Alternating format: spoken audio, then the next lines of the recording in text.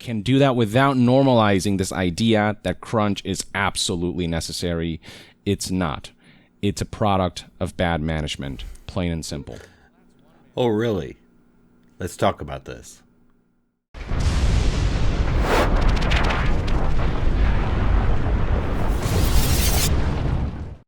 Hey guys, Axial GT here. Let's talk about crunch.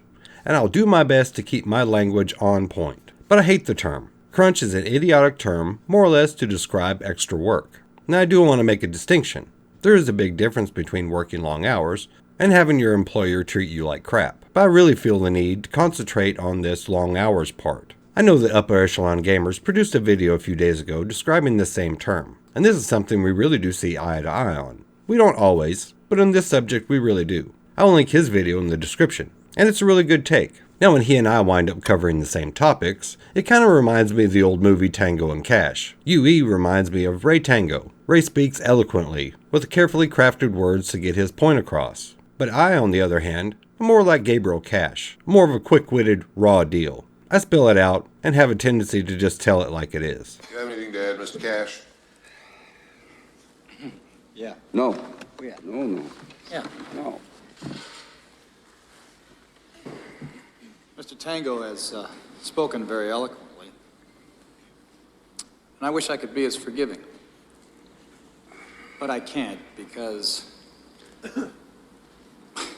this whole thing sucks. I mean, this is the biggest pile of shit. Good or bad, that's me. But this here is my own take after watching Yongyea cover the crunch of CD Projekt Red. And don't get me wrong, I like some of Yongyea's content. He's pretty thorough in his reporting. Same goes for Jason Schreier. He actually does some good work, not all of it, but some. But his treatment of people that don't agree with him makes him kind of suspect, at least in my book. But in the end, okay, I can live with that too. But all this recent flack stems from this article. Cyberpunk 2077 publisher orders 6-day weeks ahead of launch by none other Jason Schreier. Ooh, 6-day work weeks. I am so flabbergasted. Okay, let's back up. I am against employees being dumped on and treated inhumanely in any industry.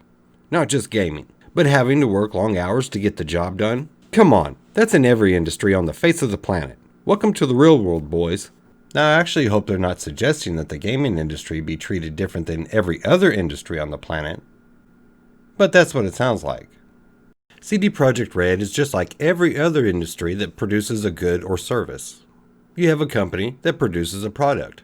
And in this example, it's a game. A highly anticipated game, but still a game nonetheless. Now in this next clip, Yongyea makes a big deal of CD Projekt Red having to change their mind on having employees work overtime. Indeed, CD Projekt Red has stated numerous times that there would not be mandatory crunch and that they would be more humane to its workers. Their words. Okay, 2 points with this. 1, it's not inhumane to ask your employees to work overtime. And 2, don't you think things may have changed? We have the zombie apocalypse going on right now, and the game has already been delayed.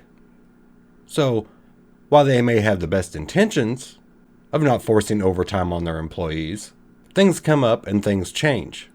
Mr. Schreier and Yongyea must live in a bubble, and that isn't really meant in a derogatory sense. We are all products of our surroundings. Even the boy in the bubble wasn't stupid. He just didn't know how the world works and was ignorant to what happens on the outside of his bubble. So let me introduce Yongyea and Jason Schreier to some of the jobs I have done over the years, and people continue to do to this day.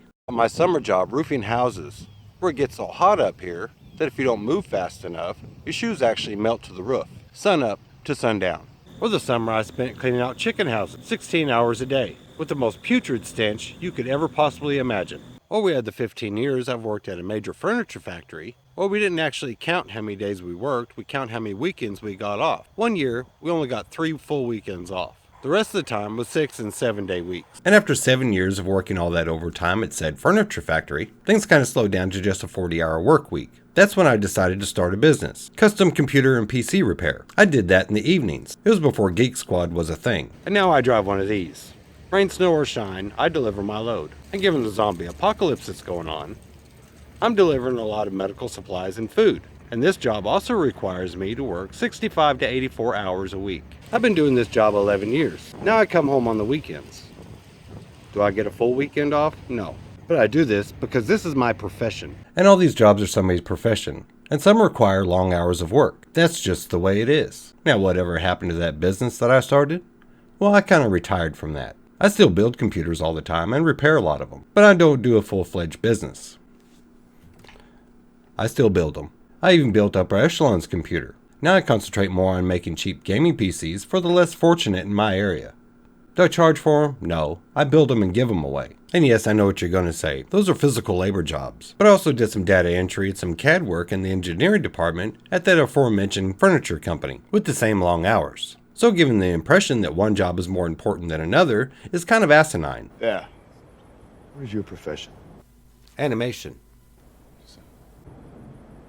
And you, Acadian, what is your profession? I thought there was girls here. All I see is a bunch of dudes. You? Level design. Spartans! What is your profession? And before anybody brings it up, yes, I do get vacations, like normal places, depending on how long you work there, 1 to 2 weeks a year. And yes, I do take my vacations. The most I've ever taken off at one time was 1 month. That was in my mid-20s when I was diagnosed with cancer. So I spent that 1 month enduring 2 surgeries. Not my idea of fun, so I really wouldn't call that a vacation. And what happened when I had to return to work after that 1 month? I went back to work in 12-hour days, 6 days a week. But here's another point in Yongyea's video that I'd like to bring up. Developers that even when the studio asks them to work on nights and weekends, it's not mandatory. But the issue with this argument is that there's a power dynamic between bosses and ground floor employees, where ground floor employees might not feel comfortable telling their boss that I want to work less today. When did the employer-employee relationship become a democracy? It's not. When somebody pays you to do a job, you do that job. You do what's required of you. Being comfortable has nothing to do with it. Whether you like it or not, has nothing to do with it. That's the way the working world works. And here's another point I'd like to bring up. Might be given the stink eye by those who do stay late, and that culture, even if crunch is optional, paves a road for a lot of these devs feeling like it is low-key mandatory. Okay, this one here really isn't very hard to figure out. You know why you get the stink eye from other employees when it comes to others taking off early, why they stay to work?